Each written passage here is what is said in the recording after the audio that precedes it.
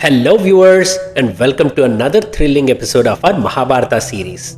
In our previous episode, we delved into the fascinating tale of the Nagas' birth, the premature arrival of Aruna, the fateful wager between two sisters, and the moment when Kadru cursed her own children. Today, we are diving back into the epic to uncover the dramatic outcome of that wager and the awe-inspiring birth of the mighty Garuda.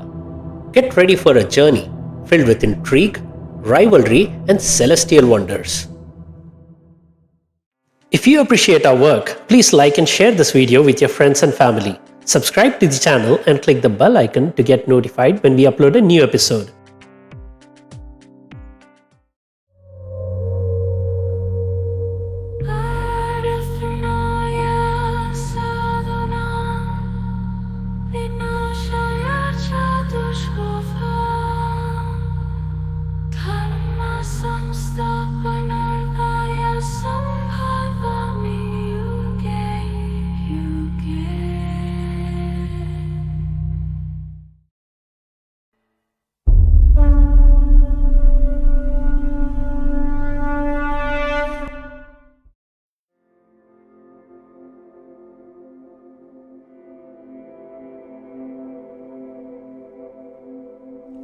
In the sacred forest of Naimisharanya, Sauti resumed the tale, his voice weaving through the ancient trees. After Kadru cursed her children, the Nagas, to burn in flames for disobeying her, the serpents plotted their next move with a mix of fear and deceit. They decided that if they disguised themselves as black hair and wound around the tail of Uchchaishrava, Kadru would win the bet against Vinata and might consider lifting the curse. The following day, Vinata and Kadru went to inspect the horse's tail. To Vinata's horror, the tail appeared black. Realizing she had lost the bet, Vinata resigned herself to a fate of servitude.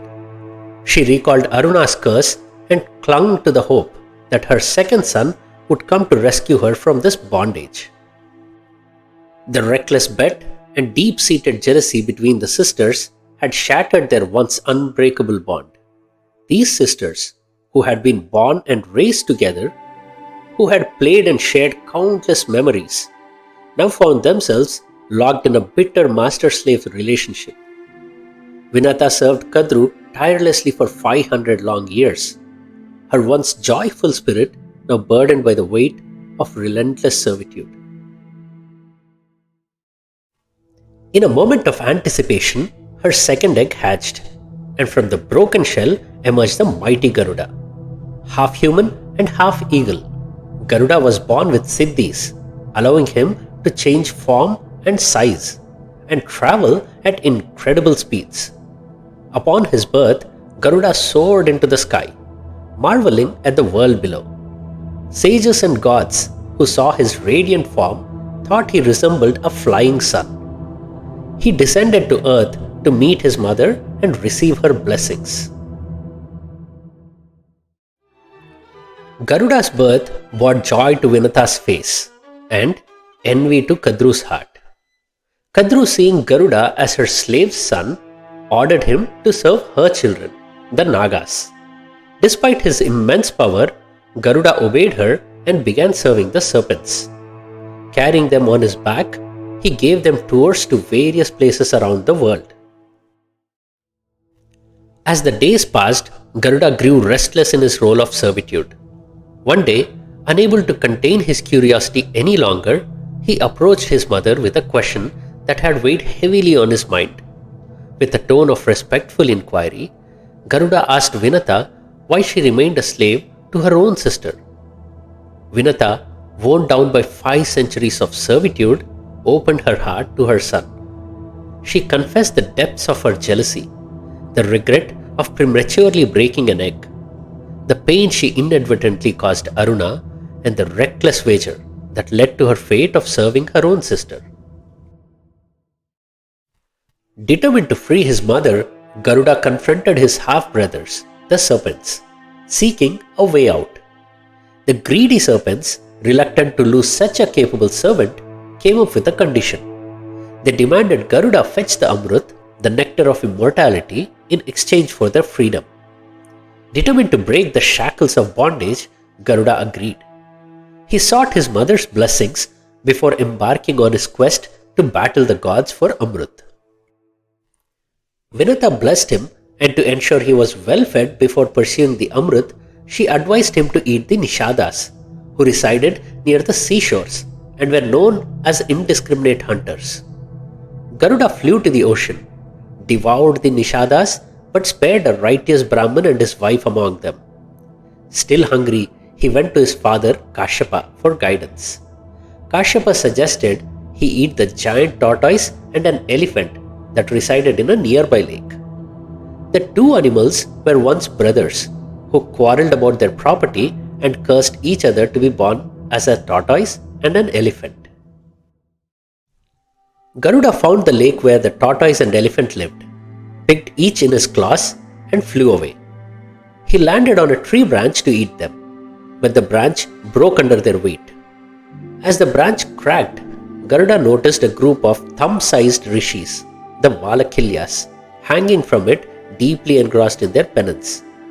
Understanding the gravity of the situation, Garuda clenched the branch in his beak, tightened his grip on the animals, and resumed his flight. Kashyapa intervened, urging the Valakilyas to descend safely.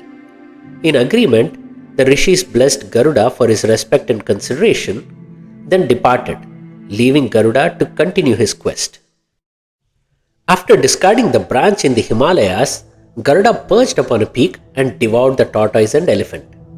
With his hunger sated, he then ascended to heaven to confront Indra's forces and seize the Amruth.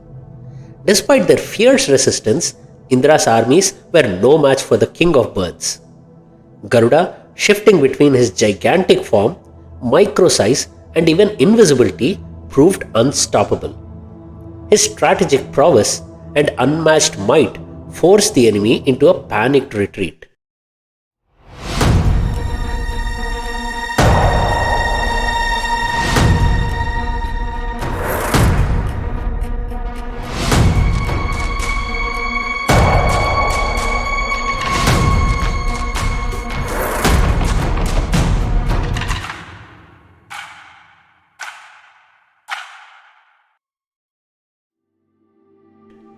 He then crossed many dangerous hurdles and laid his hands on the pot of nectar, leaving with the Amruth but resisting the temptation to drink it.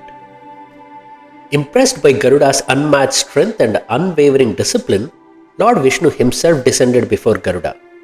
Extending his divine blessings, Vishnu granted Garuda the gift of immortality and appointed him as his own divine carrier.